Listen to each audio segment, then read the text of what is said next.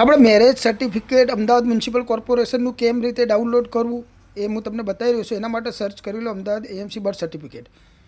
બરાબર, official website ઉપર login થઈ જવાનું છે અને નીચે સર્વિસમાં આવી ગયા તો બર્થ સર્ટિફિકેટ, ડેથ સર્ટિફિકેટ અને મેરેજ સર્ટિફિકેટ ત્રણેયનું એક જ સરખી રીતે ડાઉનલોડ થાય છે. એટલે તમારે નીચે ફ્રોમ એને ટુમાં જે ડેટ નાખવાની હોય એ કમ્પ્લીટ જન્મની, બર્થની, ડેથની અને મેરેજની નાખી દેવી. આપણે મેરેજ સર્ટિફિકેટ ડાઉનલોડ કરીને હું તમને બતાવું છું. ડાઉનલોડ આપણે અહીંયા જે ઇવેન્ટ હોય જેમ કે બર્થ, ડેથ કે મેરેજ, કોઈ બી આપણે મેરેજ સિલેક્ટ કર્યું છે એટલે મેરેજની ઇવેન્ટમાં આપણે એ નાખી દેવાનું કે કઈ તારીખે મેરેજ થયેલા છે, કે કઈ તારીખે ડેથ થયેલું છે, કે કઈ તારીખે જન્મ થયેલો છે બાળકનો. સામે બી ટુ એન્ડ ફ્રોમમાં એ જ ડેટ નાખી દેવાની.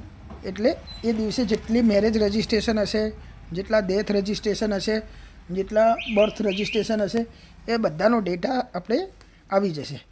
જેમાં આપણે ઉપર લેંગ્વેજ સિલેક્ટ કરી રાખવાની, ગુજરાતી હોય તો ગુજરાતી અને અંગ્રેજીમાં તમારો દાખલો જે અત્યારે હાલ તમારા જોડે હોય.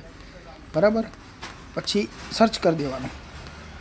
સર્ચ કરશો એટલે નીચે બધાના મેરેજ ગુજરાતીમાં આપણે સિલેક્ટ કર્યા હતા તો ગુજરાતીના જેટલા મેરેજ સર્ટિફિકેટ હશે બધા આવી ગયેલા છે.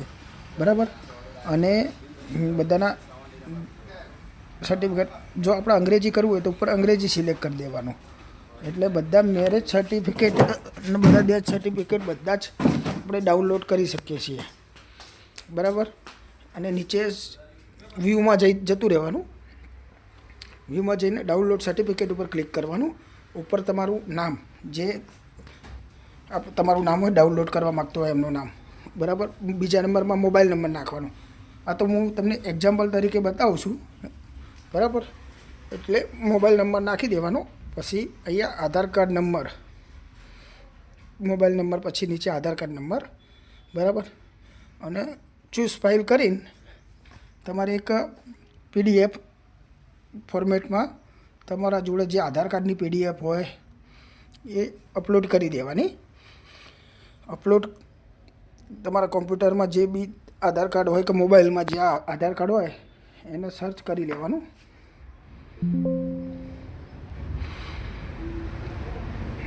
હું મારું આધાર કાર્ડ અપલોડ કરી દઉં છું.